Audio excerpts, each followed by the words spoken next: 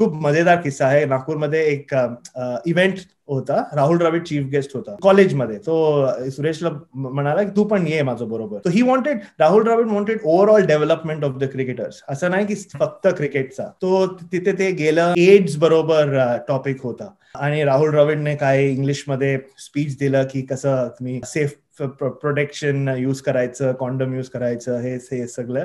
आणि त्याचा स्पीच संपला आणि तो बरं माझ्या बरोबर सुरेश रैना आहे, ज्युनियर क्रिकेटर आहे इंडियाचा.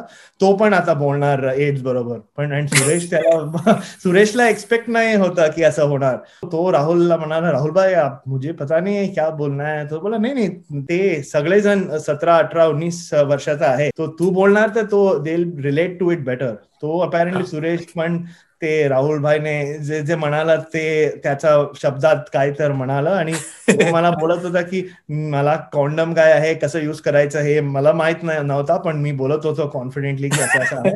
अँड नंतर मी राहुलला म्हणाला की राहुल भाई तुम्ही मला ओपन, शोएब अख्तर बॉलिंग टाकत आहेत, मला ओपन करायला तुम्ही पाठवा, पण नंतर असं एड्स बरोबर बोलायला कमी तुम्ही ऑन द स्पॉट टाका नाही. आणि तो त्याचा कॉन्ट्रीब्युशन खूप होता.